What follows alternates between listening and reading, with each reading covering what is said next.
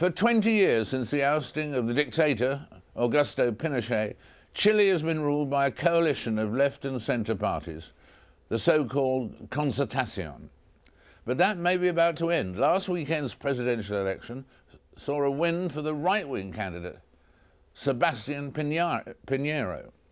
His 44% was not enough for victory, and there'll be a runoff in January against the Concertación's second-place candidate, Eduardo Frei.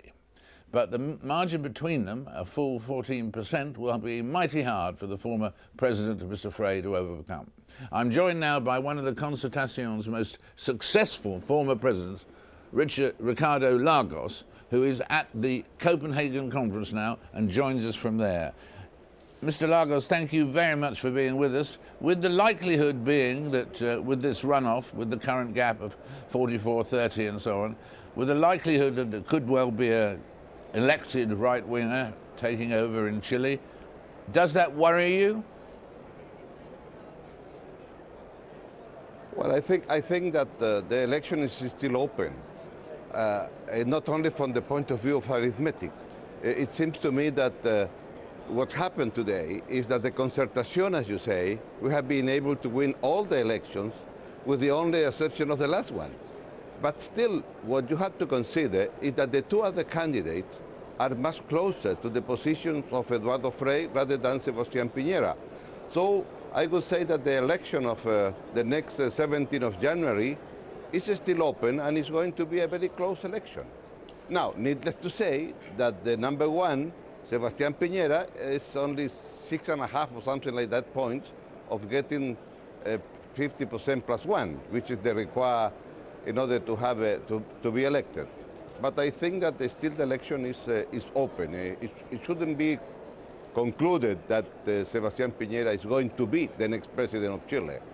Nevertheless, I think that democracy is firmly entrenched in Chile, and therefore it's no problem whoever is going to be elected from the point of view of our institutions.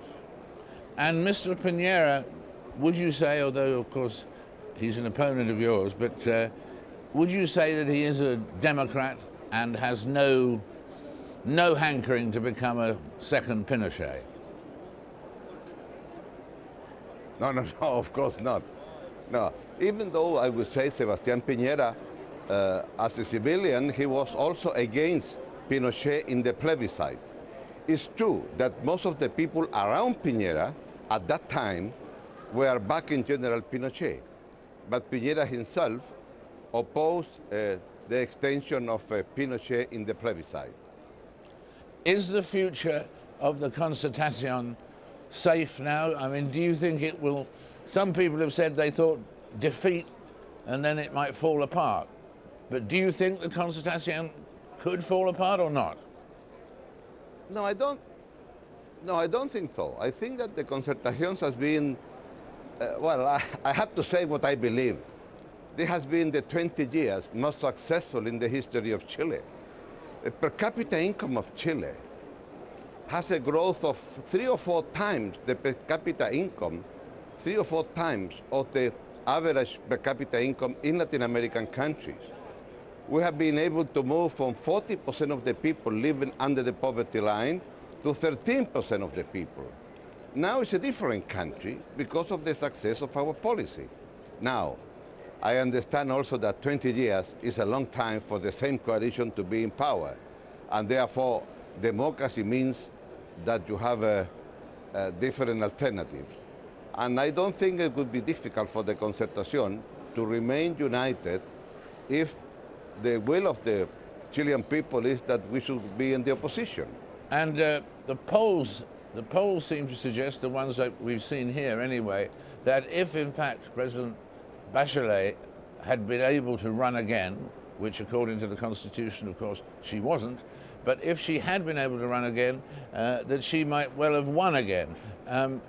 Would you like to see a constitutional change whereby a president can run again after his first term?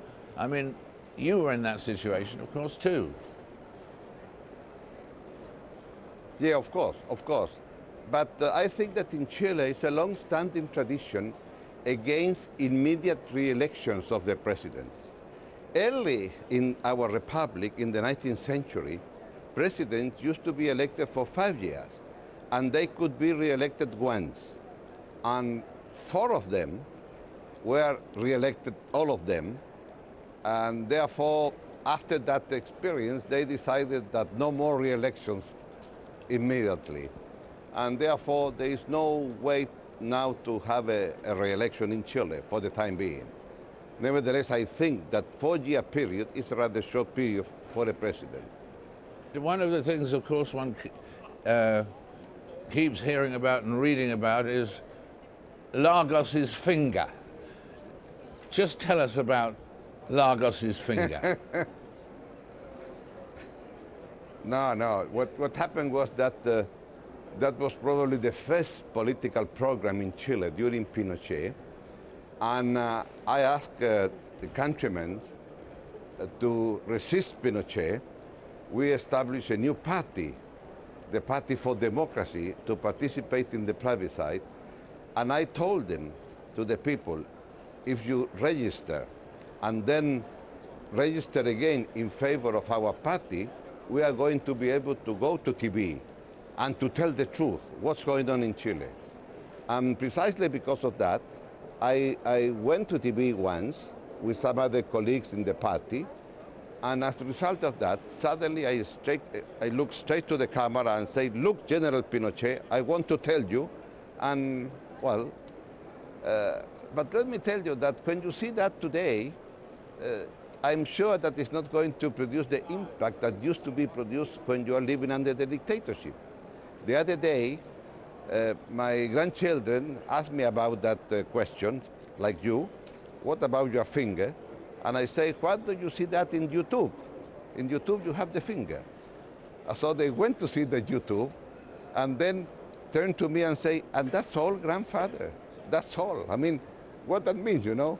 So the famous finger, you know, you have to understand in the context. When you see today the finger, well, you would say, well, that is not so much. Thank you very much indeed for joining Thank you. us. Thank you very much for your interview. Over the last week, we've heard a lot about efforts that governments and global organisations are making to counter climate change. But is saving the planet too important a task to be left to the politicians? Can individuals really make a difference? My next guest certainly thinks so. Earlier this week, in fact on Wednesday, author Tristram Stuart organised a free lunch in central London and fed 5,000 people. Appropriately enough, it was the feeding of the 5,000, using food that would have otherwise been discarded. Tristram, welcome back. Thank you. Now, where did you find the food for 5,000 people? Oh, finding that food was like pushing an open door. I went to farmers and packers all over the United Kingdom who are forced to discard millions of tons of good fresh produce simply because they fail to meet cosmetic standards laid down by the supermarkets. And I went and I said, look, we're putting on this lunch, we're trying to raise awareness about food waste, both here in the UK and internationally. And they gave it to us by the ton load. We were turning it away, directing it to other charities, and we had carrots, potatoes, onions, cauliflowers, you name it, it was donated. Was it partially cosmetic? Wonky apples, I read about. Well, undersized apples, oversized. We got 5,000 apples and pears from Wongara that had nothing wrong with them apart from their size. They didn't fit into those dimpled crates that you see in supermarkets. Apart from that, they were absolutely delicious. We had hundreds of russet apples, which is, I mean, you can hardly buy them because they're just not grown enough. They're absolutely delicious. And everyone was being given, we had hot winter-busting curry. We gave thousands and thousands of plates of that away. We gave, I think, 3 tons of fresh produce, and we had smoothies as well, which This Is Rubbish, a new organisation, were giving away to raise awareness about food waste. Yeah. What's the level of wastage in supermarkets and others? Well, if you look at the whole supply chain, which is what it's essential to do, you have to take into account waste in our home, waste on farms, waste in manufacturers, and rich countries waste between 1/3 and 1/2 of their entire food supply, according to my calculations. 1/3 to 1/2? Yes, that's right. I mean, I've done a plot for every single different country, which is published in my book, but rich countries in Europe and North America fall between the 1/3 and 1/2 figure. Yeah. So what's the next breakthrough that you'd like to see? Well, I mean, relative to the whole discussion about global agreements, absolutely, we need these global agreements, but this kind of problem can actually be solved with or without politicians' help. I mean, politicians, obviously, they can play a role, but I think consumers have the power to exert influence on the industry directly, largely through retailers who are actually very responsive to what consumers want. We are actually in control of what is produced as long as we let it be known and exert our buying power to reflect those choices that we've made. Tristram, thank you very much indeed. Great to come up to date with your campaign. Thank you. Your book, which we talked about last time, is called Waste, isn't it? Basically? Waste: Uncovering the Global Food Scandal. Uncovering the global food scandal. That's what we've been doing for the last few minutes, uncovering the global food scandal. And that's it for this programme, I'm afraid to say. Do join us again in 7 days' time for a special programme as we discuss the highs and the lows of 2009. It will be a merry occasion and we hope to see you then.